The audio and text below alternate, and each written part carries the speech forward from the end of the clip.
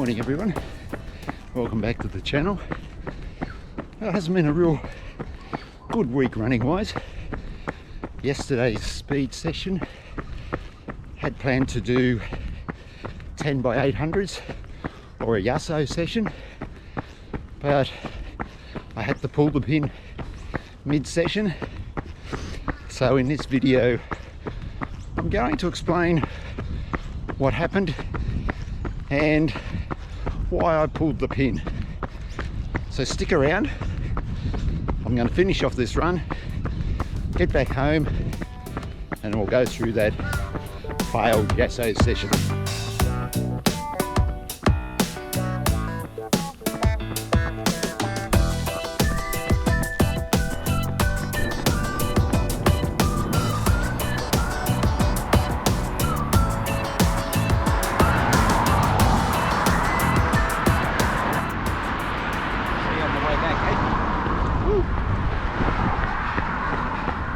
That's one big snake. I've actually seen him a few times in the last week or so. Normally he comes out and suns himself, but obviously today, cloudy. So a little bit surprised he's out this morning. Yeah, make sure I give him a wide berth. Pretty sure he's a red belly black snake, so they are poisonous. So it's always best to give them a little bit of a wide berth. Oop, forgot to restart the Garmin. Rookie error. There is a mum and a little girl just up here, so I'll just go a bit further and just let them know that there is a snake just on the side of the road up here. Yeah, we don't want them to have a bit of a shock when they come onto that snake.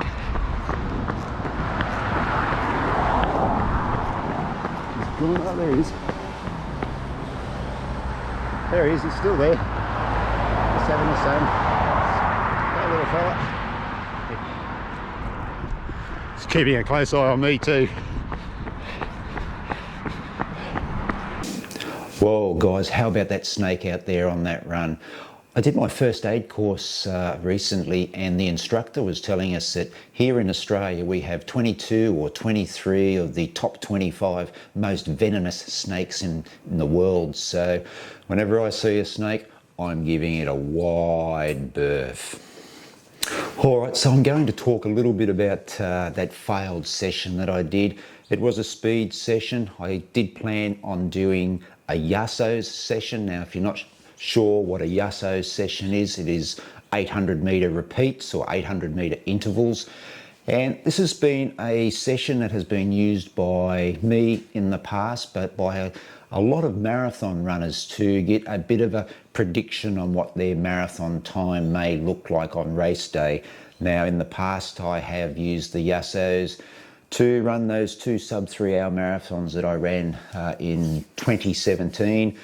And the sessions that I did back then were 10 800s with a 200 metre jog recovery and around about a 2 minutes 56 per 800 metres. Now the theory behind the Yassos is that if you want to run, say for instance, a 3 hour 30 marathon, if you're able to do 10 Yassos at 3 minutes 30, so you see the correlation there guys between the 800 metre times and the marathon predicted time, it gives you a bit of an indication that you're in the ballpark for that 3 hour 30 marathon. Now it's not an absolute perfect science, but this is a session that has been used quite a lot by marathon runners for many, many years. So I was going to do this one. Now, because I'm getting older and I'm 56 now, this Yasso session, like I did with those 1K repeats the week earlier where I had 1K on and 1K off, with the Yassos this time around I was going to do 800 on with an 800 jog recovery. The plan was to do them around about 2 minutes 58, so working just a bit below that 3 hour predicted marathon pace. And look, pretty much straight away I knew I was in trouble with the session. Now the first one, did find it a little bit difficult. Look, it was a little bit breezy on the morning, but by the time I got to the 5th one, I'd fallen off the pace. I think I was over 3 minutes for that 5th one.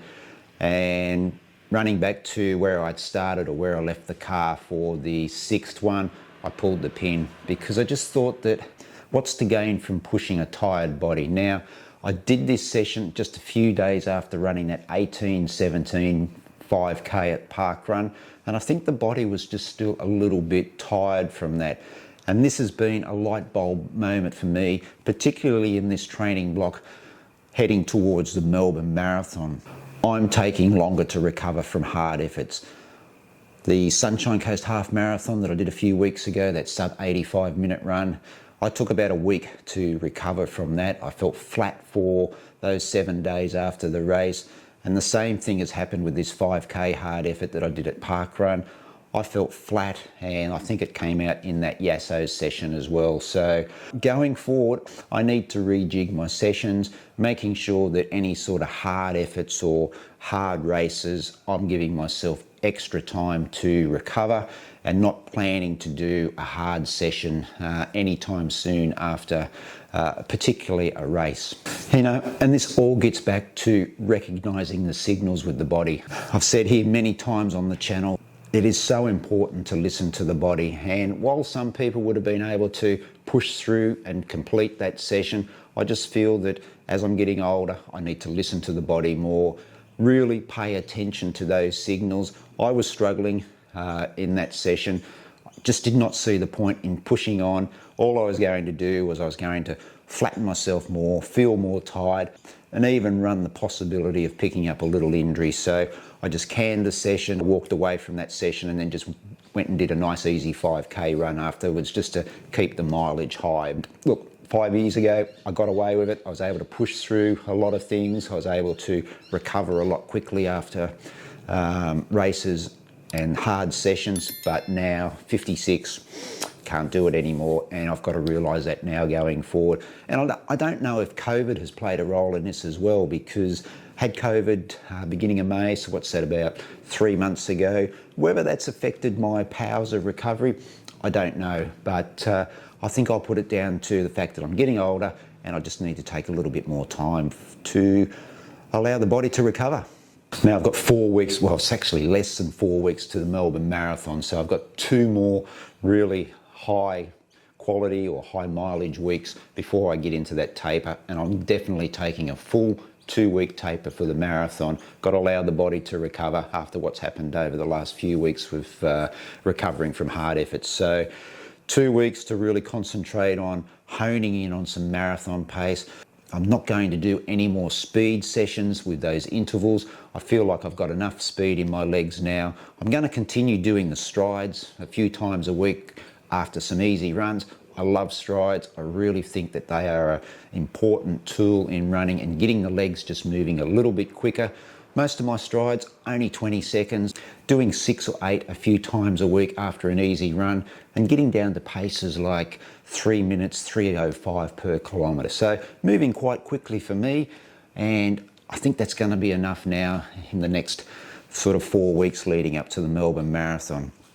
But what I'm going to concentrate on is tempos, marathon pace work for this next 2 weeks. I think that's really important at the back end of a marathon training block, that you start getting the body used to running the pace that you want to run in the marathon for a longer period of time. And what I'm going to do too is really being mindful with the recovery is that I'm going to break these sort of tempo sessions up into blocks. So I might do 2 by 15 minutes at marathon pace, or a little bit quicker, and I'll take a little break between it. Or I might do 3 by 10 minutes or 4 by 10 minutes or something. I've got 2 more long runs, planning to inject some marathon pace in there as well. I've just been reading something too about some marathon training, and I might even incorporate a fast finish into one of those long runs as well, where I'm finishing the last sort of 10k or 6 mile at marathon pace. And hopefully that will just top me off nicely for Melbourne. The body's still holding together pretty well, still having a little issue with the plantar fascia on the left heel, but it's manageable, no issues when I'm running. It's just a little bit uncomfortable when I'm getting out of bed first thing in the morning and just getting up after being sitting down for a while, but don't think it's going to cause me any problems, doesn't hurt or anything when I'm running, so just keep moving forward there. But it's the rest of the body, obviously deep into a marathon training block. It's feeling a little bit tired, but again, it's listening to the body and recognizing those signals and backing off when I need to. And guys, if you want to check out what my running has been looking like over the last few weeks, follow me on Strava. Here you go, here's all the details down below where you can find me on Strava. I don't hide anything there, guys. It's all there for you to see. On the Melbourne Marathon too, I did put a call out about a shakeout run the day before the Melbourne Marathon. Thanks to everyone who did reply in the comments. Really do appreciate that. At this stage, it's looking like it'll be Albert Park. I'll let you know a little bit closer to the time, but Albert Park parkrun on the Saturday. Now, I did say that we'd be back in Melbourne for the following Saturday in the last video. I got my dates wrong, of course. We'll be actually returning to Melbourne on that Saturday afternoon. So more than likely we'll probably do park run at Sale or Traralgon in the Gippsland area of Victoria on that Saturday. So apologies for that for the last video, guys, but park run at Sale or Traralgon on that day. I think it was October 8. All right. That's it for this video, guys. Just a bit of an update on where training's at for the Melbourne Marathon. All going well. Just listening to the body now over these next 4 weeks leading into race day and that sub 3 hour marathon attempt. Thanks very much for watching. Really do appreciate it if you've made it all the way through to this point in the video. Hope you're all doing well and your running is going great.